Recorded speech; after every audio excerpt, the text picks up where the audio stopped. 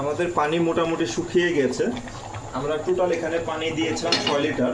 6 litre থেকে এখন টানতে টানতে আপনার 1 কেজি 500 গ্রাম মানে 1.5 লিটার পানি আছে।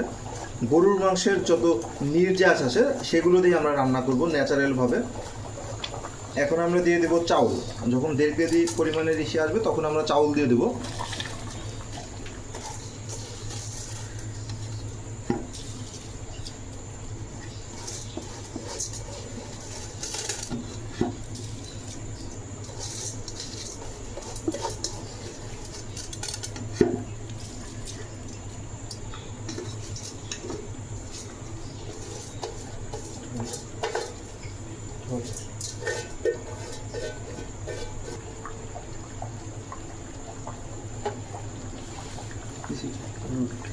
এখানে আমরা চাউল ব্যবহার করেছি 1 কেজি। 1.5 কেজি মাংস আছে আমার এখানে, আর 1 কেজি আমরা বাসমতি চাউল ব্যবহার করেছি। আর চাউলের জন্য আমরা পানি ব্যবহার করেছি হলো 1.5 কেজি। তো এখন এটা এরকম জাল হবে। এখন চাউলের জন্য আমরা দিয়ে দেব 1 চামচ ধনিয়া গুঁড়া আর 1 চামচ জিরার গুঁড়া।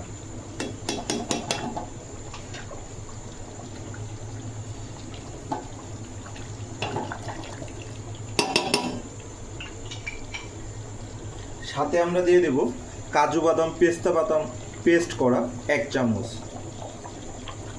আমি এর আগে মাংসতেও দিয়েছিলাম 1 চামচ, সেটা ভিডিওতে নেওয়া হয়নি, তখন 1 চামচ ব্যবহার করেছি আর এখন ব্যবহার করলাম 1 চামচ।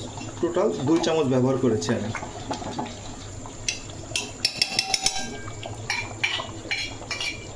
দেন তারপরে আমরা দিয়ে দেব গাজর কুচি, জুলিয়ান কাট যে গাজরটা লম্বা লম্বা ম্যাজিস্টিকের মতন, সেটা আমরা দিয়ে দেব।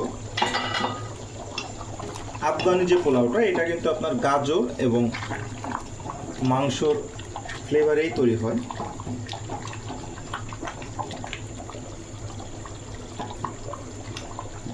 ফুটন্ত এখন জাল হবে। যখন চাল আর পানির পরিমাণ সমপরিমাণ হবে তখন আমরা দমে দিয়ে দেব। এখন এরকম জাল হতেই থাকবে।